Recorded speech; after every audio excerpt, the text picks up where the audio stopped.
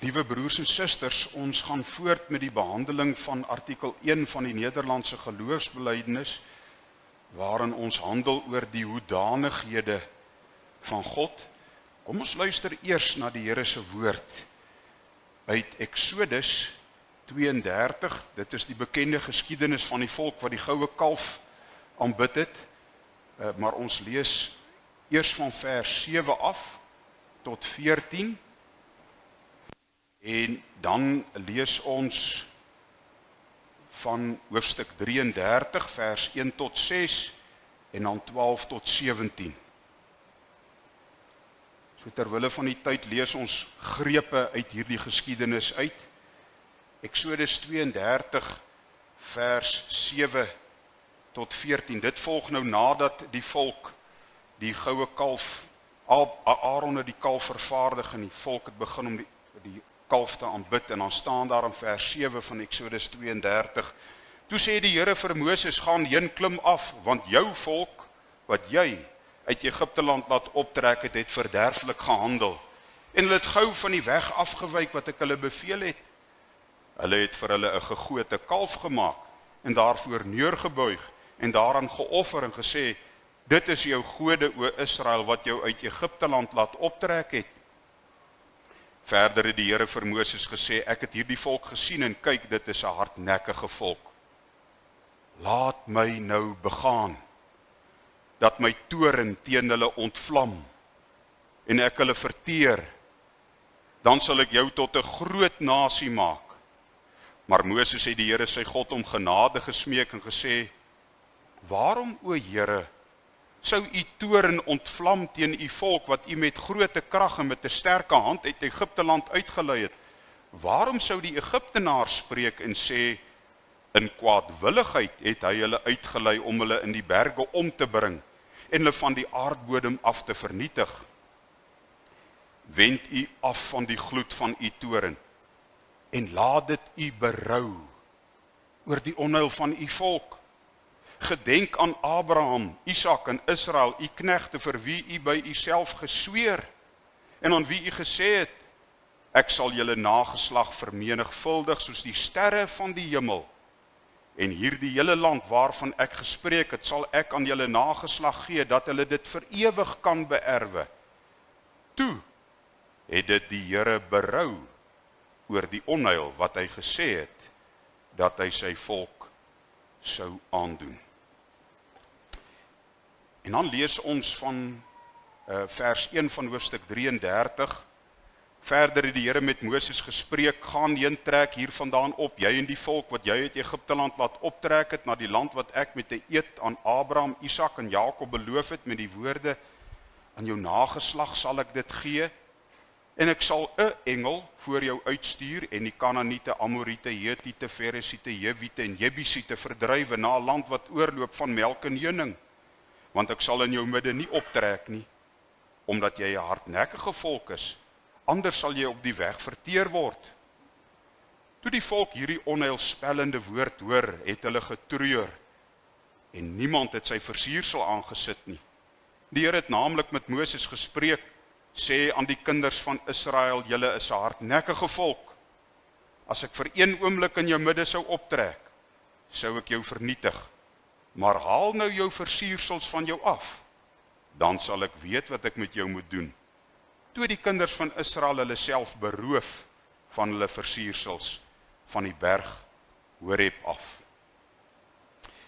En dan lees ons van vers 12 af, hoe Moses met die Here in die tent van samekoms, die tent van ontmoeting praat. En dan staan daar, toe het Moses met die Here gespreek, u sê nou wel aan my, ek moet hierdie volk laat optrek, maar u laat my nie weet wie u saam met my sal stuur nie. Hoewel u gesê het, ek ken jou by die naam, en jy het ook genade in my oë gevind.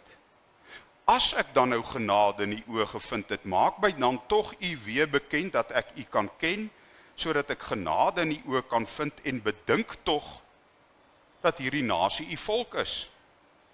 En hy antwoord, moet ek self meegaan om jou die rusplek te verskaf? Toe sê hy vir hom, as u nie self meegaan nie, laat ons dan nie hiervandaan optrek nie. Want waaraan sou dan bekend word dat ek genade in die oë gevind het?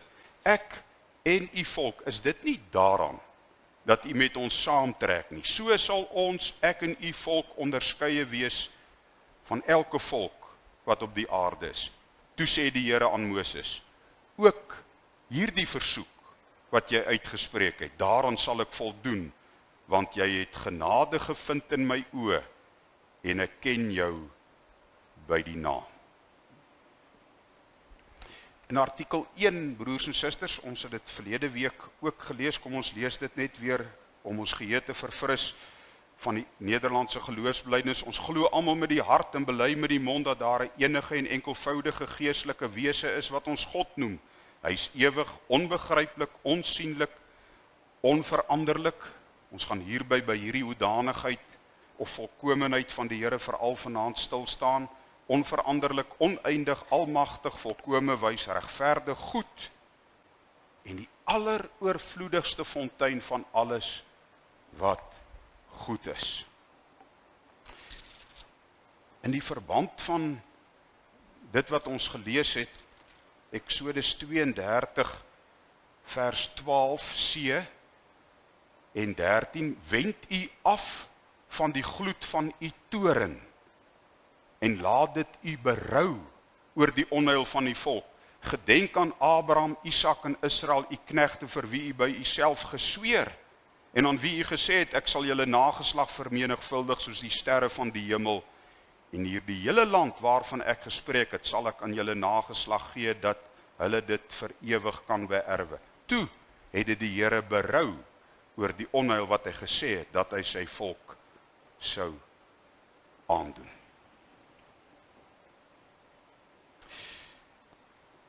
Ons belydenis, liewe broers en susters, aangaande die hoedanighede van die Here, is natuurlik die belydenis van wie hy is, hoe hy homself in die skrif openbaar. Onthou, ons vra nie die vraag wat God is nie.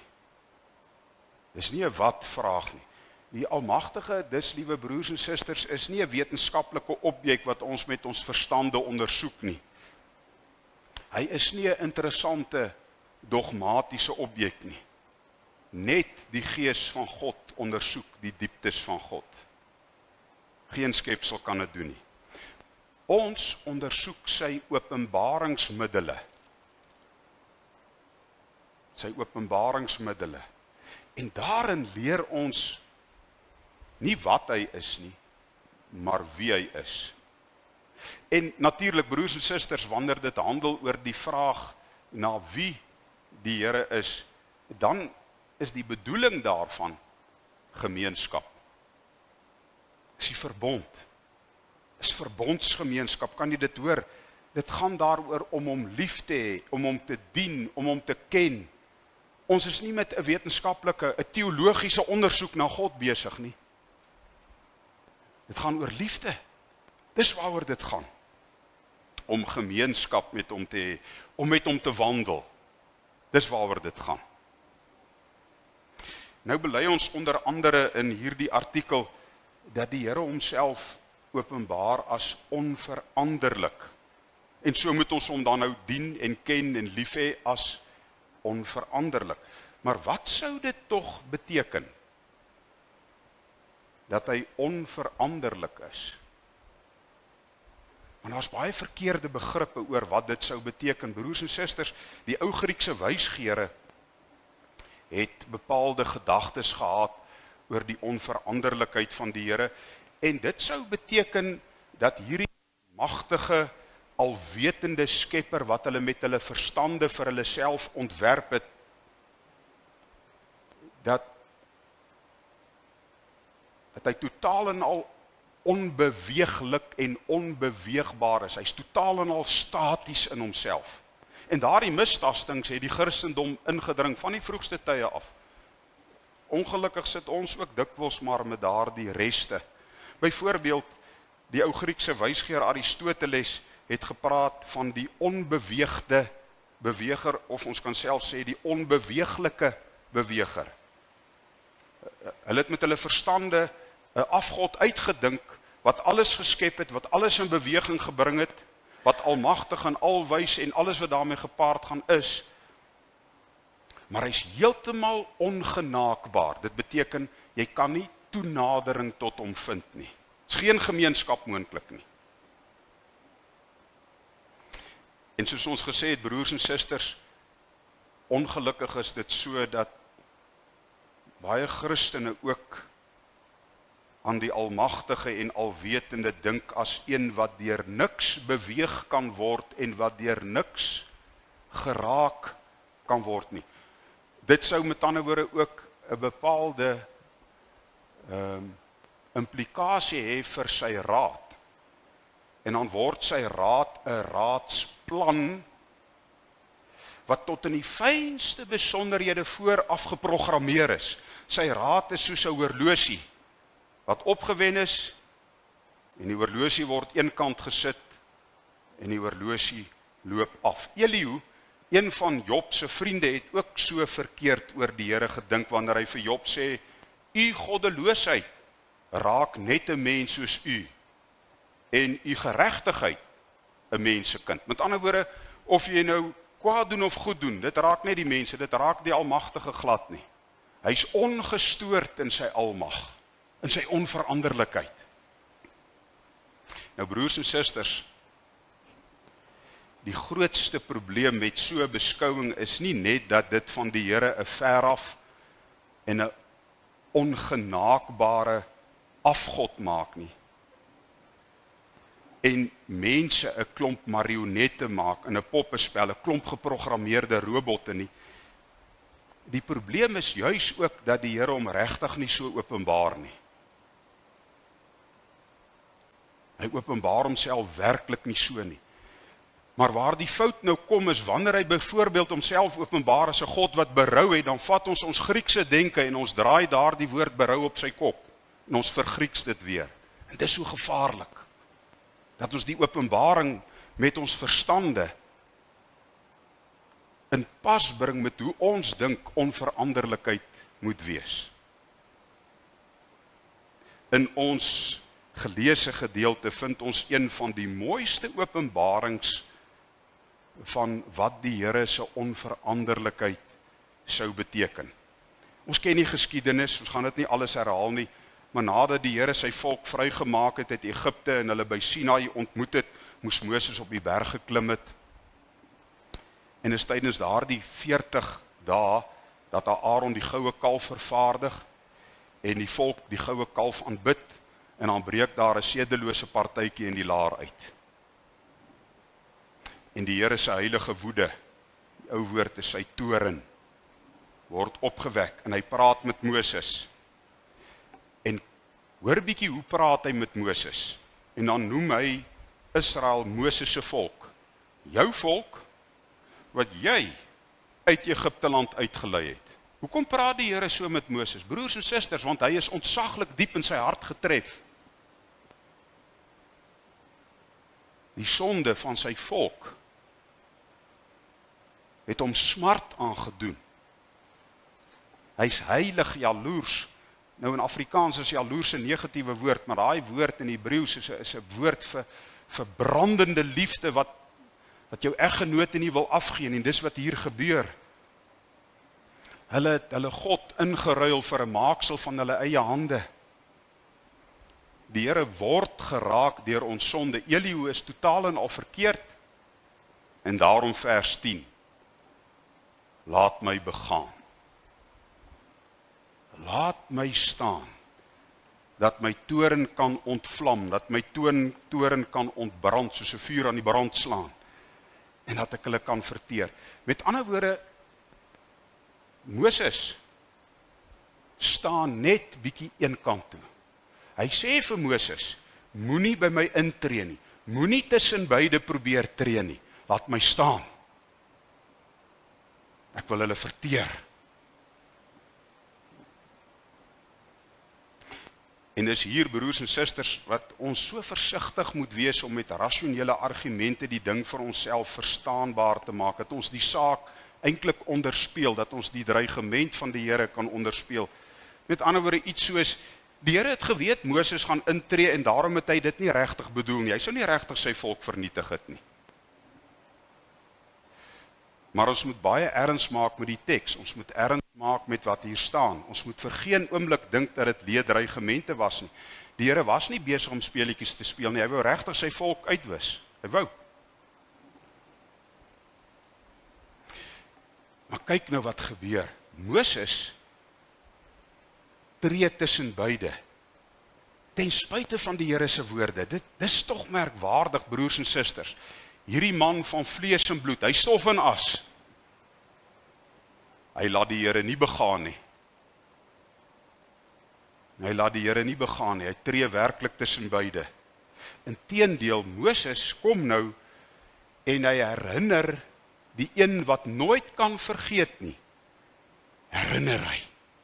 En hy bid, waarom sou u toorn teen u volk ontvlam wat u uit Egipte gelei het? Kan jy sien, nou sê hy weer vir die Here, nee, dis nie ek nie, dis u. Dis u volk en u het hulle uit Egipte uitgelei. Hy sê dit natuurlik met heilige ontzag, maar hy herinner die Here. En hy herinner die Here in vers 12. As hy sê, gedenk tog, met ander woorde, onthou tog. Waarom sou u toorn teen die volk ontvlam wat u uit Egipte uitgelei het? En dan wys Moses op wat die Egiptenaars sou kon sê. Hulle sou kon sê dat die Here nie sy volk verlos het in trou nie. Hy het hulle maar net uitgelei om hulle te gaan verdelg. Die Egiptenaars sou kon spot dat die Here sy volk onder valse voorwendsels uitgelei het. En weet jy wat beteken dit dan? Dit beteken dan dat God 'n veranderlike God is. Dan sê hy 'n wispelturige God. As die Egiptenaars sou sê, hy het hulle nie regtig uitgelei om hulle te verlos soos hy gesê het nie, hy het presies die teendeel gedoen van wat hy gesê het, hy het hulle maar net uitgelei om hulle te vernietig. En dis dan dat Moses hierdie ontsaglike ding vra, laat dit u berou oor die onheil van u volk. Laat dit u berou. Berou, broeders en susters, beteken om spyt te hê. Dit beteken omkering. Die Here gebruik hierdie woord dikwels van homself. In Jeremia is daar aangrypende openbarings van hoe dit die Here sê, as julle tot my bid, sal ek berou hê. En dit is wat Moses hier bid, laat dit u berou. Hy sê dis vir die Here, laat u terugkeer daarvan af, om hierdie volk te vernietig. Nou weet u waarom Moses dit vir die Here kan vra? Waarom het hy die vrymoedigheid om vir die Here te vra dat hy berou sal hê, omdat Moses die Here ken? Dis hoekom. Hy ken hom. Hy ken die almagtige en die ewige en die heilige en die alwetende, ken hy ook as die een wat nooit kan verander nie. Dis juis op grond van God se onveranderlikheid dat hy vir die Here vra om berou te hê. En nou sê hy, dis 'n totale paradoks, dit maak glad nie sin nie. Maar kyk nou waaraan herinner hierdie stofmannetjie die Here. Dink aan Abraham. Dink aan Isak. Dink aan Israel. Kan jy hoor, daardie woord beteken onthou. Dink. Onthou. Onthou, want u het vir hulle gesweer. U het vir hulle gesweer. U het by u self gesweer. Dis 'n ontsaglike ding, broers en susters, dat die Almagtige by homself sweer, daar op die berg Moria, ek sweer by myself. Ek sal vir jou nageslag gee en ek sal die beloofde land vir hulle gee. Moses herinner die Here en hy sê vir die Here, u het gesweer, o lewende God. En toe het die Here berou oor die onheil wat hy gesê het, en sy volk gaan aandoen. Klink dit vir u soos 'n onbeweeglike beweger? Klink dit vir u soos 'n God wat nie beweeg kan word deur sy kinders nie? 'n starre ver af God wat 'n horlosie opgewen het en een kant neersit dat dit maar afloop. O broeders en susters, dis nie die onveranderlikheid van God nie. En asof dit nou nie genoeg is nie, lees ons nog 'n tweede keer hoe die Here in sy onveranderlikheid terugtrek wat hy van plan was om te doen. Die Here sê vir Moses nadat hy gesê het, goed, ek sal hulle nie uitwis nie, sê hy, maar ek gaan nie in hulle midde trek nie. Ek sal hulle lei na die beloofde land toe en ek sal daardie volke uitwis. Ek het vir Abraham gesê, daar toe ek tussen die vuurvakke, tussen die verdeelde diere deurbeweeg het, ek sal daardie land van die Hewite, Ferisiete en ek sal daardie land sal ek vir hom en sy nageslag gee, maar saam trek ek nie. Want as ek saam met jou trek, verteer ek jou. En die volk is baie hartseer oor hierdie onheilspellende woorde en hulle haar hulle versiersels af. En dan is dit tog merkwaardig wanneer die volk berou toon, dan sê die Here, sê vir die volk, hulle moet hulle versiersels afhaal en dan sal ek kyk wat ek met hulle moet doen. En die volk beroof hulle van al hulle versiersels, nogal 'n mooi woord, nee, hulle beroof hulle self, hulle haal dit af. En dan sien Moses sy kans. Die volk het berou. En op grond van hierdie berou gaan hy na die tent van samekoms toe. En daar by die tent van samekoms, daai tent van ontmoeting waar die Here met 'n man gepraat het soos met sy vriend, sê hy, hoe sal ek nou weet ek het genade in u oë gevind? Want u het gesê ek het genade in u oë gevind. U is 'n God van u woord. U is 'n God van u woord. Hoe sal ek weet as u ons alleen laat trek, as u ons verlaat, as u ons aan onsself oorgee? En dan sê hy, dink tog daaraan, hy herinner weer, dink tog daaraan dat hierdie nasie u volk is. En dan vra die Here vir Moses, en dis nie 'n speelietjie wat hy speel nie.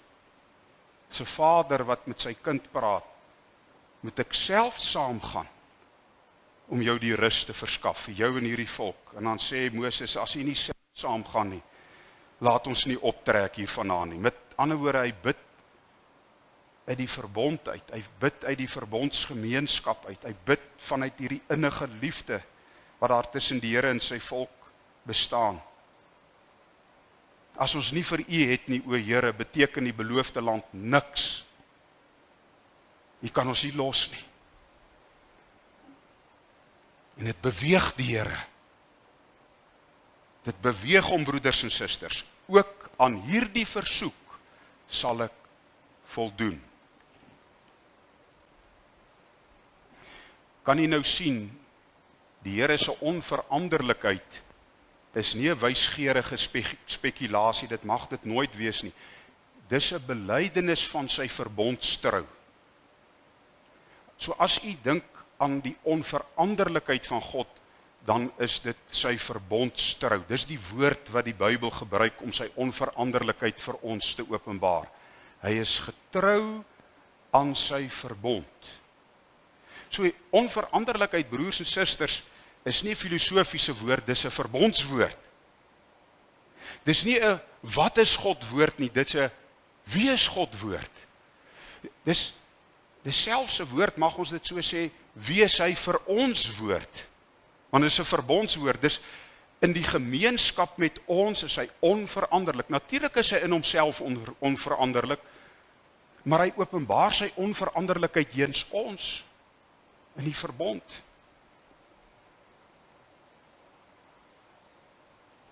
As die Here veranderlik was, dan beteken dit dat hy sy beloftes kon vergeet, dan beteken dit sy optrede sou bepaal geword het deur omstandighede, dan beteken dit, broers en susters, hy was werklik 'n wispelturige God.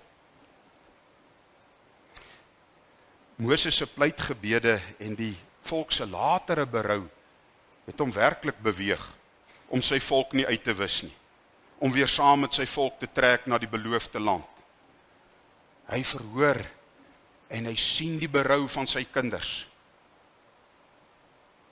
En hy hou sy liefdeswoord. Jy sien, as sy onveranderlikheid, as dit filosofies was, as dit is soos die ou Grieke daaraan gedink het, dan was hy werklik ontoenaderbaar vir ons, ver verwyder.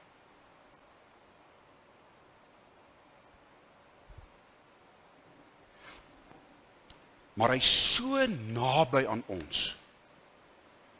Want hy sien die verkeerde verstaan van onveranderlikheid maak dat hy ver is. Maar wanneer ons vashou aan die getrouheid van sy verbond, in die verbondsgemeenskap met ons, dan is hy so ontsaglik naby, met die werklike klem op ontsaglik, ontzagwekkend naby. Hoor bietjie wat staan daar in Jesaja 64 vers 4. Van ouds af tog het niemand dit gehoor of verneem. Geen oog het 'n God gesien wat werksaam is vir hom wat op hom wag nie. Wat in beweging kom. Psalm 18, dan roep Dawid in sy ontsaglike nood. En in die Psalm staan daar, en my geroep het opgeklim tot in sy paleis. En dan verskyn die Here in sy almag met rook en vuur en aardbewing. Hy kom in beweging. En hy red vir Dawid. Oor sy volk wat teen hom oortree, sê die Here in Jeremia 31, want so dikwels as ek teen hom spreek, dink ek nog altyd aan hom. Daarom is my ingewande in beroering oor hom. My ingewande is in beroering oor my volk. Is dit 'n onbeweegde beweger? Is dit 'n onbeweeglike God? Miskien is die ergste openbaring werklik erg. Die ergste openbaring van hoe naby die Here aan die mens is, Genesis 6. Nadat hy al die geweld op die aarde gesien het, staan daar, en dit het die Here berou dat hy die mens op aarde gemaak het. Het jy al ooit 'n hartseerder woord as dit gehoor?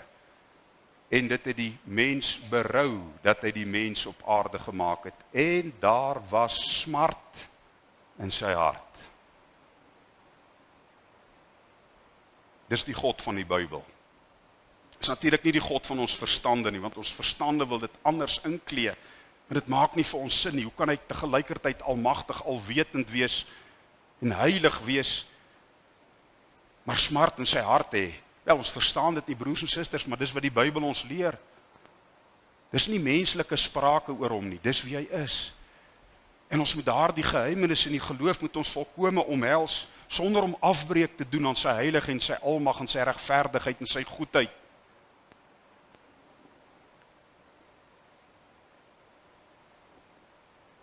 Maar aangesien hy onveranderlik getrou is aan sy woord, red hy dan nie net vir Noag nie.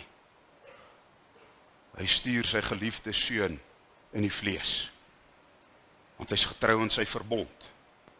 Die Here het gedoen wat hy al daar in die tuin beloof het. Doen hy. Een sal die slang se kop vermorsel. En dan sit weer in 'n tuin dat die grootste oorlog beslis word. Laat hierdie beker tog by my verbygaan. Christus weet God is getrou in sy verbond. Hy weet hy is onveranderlik en tog bid hy, Vader, as dit kan. Maar omdat hy weet hy is getrou in sy verbond, nogtans nie my wil, maar u wil. Broers en susters, die Vader kon werklik die gebed daarin geregtigheid verhoor het, want dit sou geen ongeregtigheid gewees het as hy die beker by Christus verby laat gaan het, as hy om die kruis gespaar het en as hy ons uitgewis het nie. Sou 'n saak van geregtigheid gewees het, maar dan sou hy ontrou wees. Dan sou hy werklik veranderlik gewees het. En is dan dat hy die beker nie laat verbygaan nie. En is dan dat die Vader sy seun nie spaar nie, maar hom vir ons oorgee, aangesien hy getrou is aan sy verbond, aangesien daar by hom geen verandering of skaduwee van omkering is, soos Jakobus dit sê nie. Daarom verhoor hy nie Christus se gebed nie. En tog was dit sy raad. En tog het Christus dit ook geweet. En dis hoekom hy homself aanmeld vir die kruis. Christus voltooi dus die onveranderlike raad van God. En nou moet ons iets sê oor die onveranderlikheid van God se raad, want hy is onveranderlik en daarom is sy raad ook onveranderlik. Soos dit in Hebreërs 6 staan, sy raad is onveranderlik. So aan Abraham het die Here die onveranderlikheid van sy raad met twee sake bevestig. Hy het sy raad en die onveranderlikheid op twee maniere bewys, deur die verbondsbelofte, en broers en susters, asof dit nie genoeg is dat die Here beloof het nie, sweer hy nog 'n eed ook, daar op die Moriaberg. Die onveranderlikheid van sy raad staan vas, want hy bly by sy beloftes wat hy gesweer het. Kan jy weer sien, dis sy verbondstrou. Maar broers en susters, wanneer ons aan die raad van die Almagtige dink, moet ons nooit daaraan dink as 'n geprogrammeerde plan waarin ons soos marionette saamspeel nie. Die Grieke het so gedink, en daai Griekse denke het die kerk binnengedring, en dit is tot vandag by ons aanwesig. Ons moet so versigtig wees daarvoor. Die raad van die Here is nie 'n plan soos 'n horlosie wat opgewen is en afloop nie. Die raad van God is sy bedoeling. Dis sy bedoeling. Dis sy wil. En hy sorg dat dit tot uitvoering gebring word deur sy almag en op grond van sy trou, aangesien hy onveranderlik is. Maar in hierdie raad van hom is ons gebede en ons begeertes na hom en ons berou en ons hulpgeroep en ons gehoorsaamheid en alles op die mees wonderlike manier vervat, sonder dat ons marionette is. Nou kan jy sê, maar hoe maak dit sin? Wel, broers en susters, dit gaan ons verstande te bowe, natuurlik, maar moet nooit van die raad wat onveranderlik is, 'n geprogrammeerde program maak. Moet nooit van die liefde en die diens en die gebede van die gelowiges iets van 'n poppespel maak wat die Here die marionette beheer nie. Dit is dit nie, want dan ontvang hy geen heerlikheid nie. Dan beteken dit ons het hom nie lief nie. Ons is geprogrammeer. Ons liefde is nie 'n program nie, dis die werk van die Gees van God. Is 'n geheimenis, maar rus in hierdie geheimenis. Is juis in hierdie geheimenis dat ons so diep geborge is. Die geborgenheid van die verbond. Ons beleef die diep geborgenheid van die verbond by 'n God wat sy beloftes hou. En omdat hy sy beloftes hou, luister hy werklik na sy kinders se hulpgeroep en verhoor hy werklik hulle gebede. Verhoor hy nie net die gebede van Moses, nie net ons gebede, hy die gebede van Christus volmaak verhoor. Die gebede wat nou nog deur die middelaar vir ons gebid word volmaak verhoor, want hy bly by sy verbond. Dis die geborgenheid van die verbond. Broers en susters, en dis hoekom ons op God kan vertrou, want hy is onveranderlik. Hy is getrou aan sy woord en aan sy ede. Vanaand sal ons 'n wonderwerk met ons eie twee oë aanskou. Die wonderwerk is dat die Almagtige ontsaglik naby aan ons is, deur sy trou, in sy onveranderlikheid. U sal sy onveranderlikheid vanaand sien, want hy bevestig sy beloftes wat hy met 'n eed gesweer het, bevestig hy aan 'n klein kindjie. Hy lê sy hand op haar. Dis die predikant se hand wat op haar lê nie, is die Here se hand. En wat doen hy? Broers en susters, as hy sy eed aan haar bevestig deur die doop, dan beteken dit hy sweer vir haar. Dis 'n wonderwerk. Dat die Here vir vlees en bloed 'n eed sweer. Dat hy in sy getrouheid sê, my beloftes is vir jou die waarheid. Dit staan tot aan alle ewigheid, want ek is getrou. Ek is getrou. Kan ons hoor hoe naby die Here aan ons in sy onveranderlikheid gekom het? Natuurlik vereis dit van ons geloof. Moet nooit dink die doop maak jou salig nie, broers en susters. Dit roep tot geloof. Dit roep ons ook om die getrouheid van God te beantwoord met 'n lewe van geloof. Hy het baie naby aan ons gekom, hierdie onveranderlike God. Sy geliefde seun het vlees en bloed geword en onder ons gewoon, ons bruidegom geword. Hy het die Gees as waarborg van sy beloftes in ons harte uitgestort. Ons is sy erfgename van die lewende God wat ons gebede verhoor. Ons verwag 'n nuwe hemel en aarde waar elke traan van ons oë afgevee sal word. Hy self sal dit doen. Hy het naby aan ons gekom. Die Here sal alles voltooi wat hy vir ons beloof het. Waar is daar 'n God wat werksaam is vir sy kinders, soos hierdie God van die verbond? Op hom vertrou ons, broers en susters. Ons kan, want hy bly wie hy is. Hy is wie hy is. Hy doen wat hy sê en hy voltooi wat hy begin het. En hy verhoor die geroep van sy bruid, in wie die Gees werk, dat Christus gou moet kom. Hy's getrou. Hy sal alles doen wat hy beloof het. Amen. Ons gaan nou oor tot die bediening van die heilige doop en ons gaan saam luister na die formulier vir die bediening van die doop. Die hoofsaak van die leer van die heilige doop word in hierdie 3 punte saamgevat. Ten eerste, ons en ons kinders is in sonde ontvang en gebore en is daarom onder die toorn van God, sodat ons nie in die ryk van God kan inkom nie, tensy ons opnuut gebore word.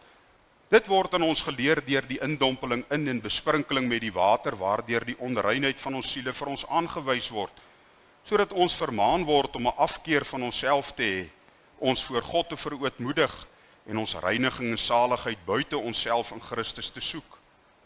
Ten tweede, die heilige doop betuig en verseël aan ons die afwassing van die sondes deur Jesus Christus. Daarom word ons gedoop in die naam van God, die Vader en die Seun en die Heilige Gees. Want as ons in die naam van die Vader gedoop word, betuig en verseël die Vader aan ons dat hy 'n ewige genadeverbond met ons oprig, ons tot sy kinders en erfgename aanneem en ons daarom met alle goeie dinge wil versorg en alle kwaad van ons wil afweer of tot ons bes wil beskik. En as ons in die naam van die Seun gedoop word, verseël die Seun aan ons dat hy ons in sy bloed so van al ons sondes was, waarmee hy ons in sy dood en opstanding inlyf, dat ons van ons sondes bevry en voor God regverdig gereken word. Net so ook as ons in die naam van die Heilige Gees gedoop word, verseker die Heilige Gees ons deur hierdie heilige sakrament, dat hy in ons wil woon en ons tot lidmate van Christus wil heilig deur tot ons eiendom te maak wat ons in Christus het, naamlik die afwassing van ons sondes en die daaglikse vernuwing van ons lewe, totdat ons eindelik onder die gemeente van die uitverkorenes en die ewige lewe vekkeloos gestel sal word. Ten derde, omdat alle verbonde uit 2 dele bestaan, daarom word ons ook weer deur die doop vermaan en verplig tot 'n nuwe gehoorsaamheid, naamlik hierdie enige God, Vader, Seun en Heilige Gees, aanhang, vertrou en lief hê met ons hele hart, met ons hele siel, met ons hele verstand en met al ons kragte. Ons moet van die wêreld afsien, ons ou natuur doodmaak en 'n godvrugtige lewe lei. En as ons soms uit swakheid en sondes val, moet ons nie aan die genade van God twyfel of in die sondes bly lê nie. Die doop is immers 'n seël en ontwyfelbare getuienis dat ons 'n ewige verbond met God het. En hoewel ons kinders hierdie dinge nie verstaan nie, mag hulle nogtans nie daarom van die doop uitgesluit word nie, aangesien hulle sonder dat hulle dit weet aan die verdoemenis in Adam deel het, en sonder dat hulle dit weet, weer in Christus tot genade aangeneem word. So spreek God ook tot Abraham, die vader van al die gelowiges, en daarom ook tot ons en ons kinders, en sê, ek sal my verbond oprig tussen my en jou nageslag na jou in hulle geslagte, as 'n ewige verbond, om vir jou 'n God te wees en vir jou nageslag na jou. Dit betuig Petrus ook met hierdie woorde, van die belofte kom julle toe, en julle kinders, en almal wat daar ver is, die wat die Here onse God na hom sal roep. Daarom het God vroeër beveel dat hulle besny moet word, wat 'n seël van die verbond en van die geregtigheid van die geloof was. So het Christus hulle ook omhels, die hande opgelê en geseën. Omdat die doop nou in die plek van die besnydenis gekom het, daarom moet die kinders as erfgename van die ryk van God en van sy verbond gedoop word. En die ouers is verplig om hulle kinders terwyl hulle opgroei hieromtrent breedvoeriger te onderrig. Broers en susters, om hierdie heilige instelling van God tot sy eer, tot ons troos en ook tot opbouing van die gemeente uit te voer, laat ons nou eers sy heilige naam aanroep. Kom ons bid nou saam.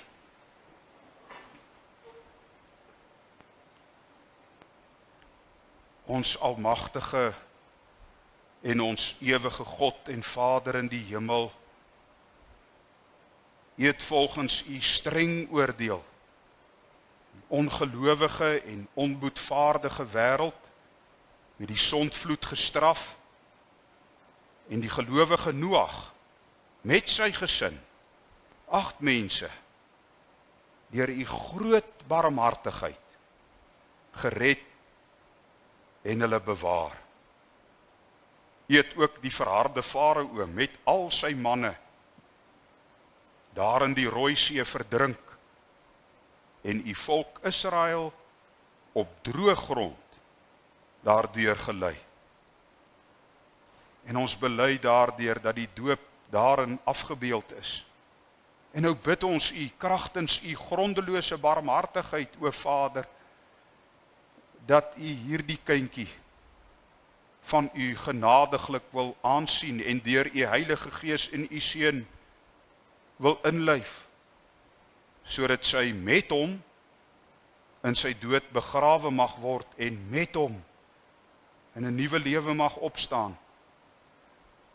Laat sy tog, terwyl sy hom daagliks navolg, haar kruis blymoedig dra en hom aanhang met opregte geloof, vaste hoop en vurige liefde, sodat sy hierdie lewe wat tog niks anders as 'n voortdurende sterwe is nie, deur U getroos mag verlaat en op die laaste dag sonder verskrikking voor die regterstoel van Christus, U Seun en ons Here, mag verskyn.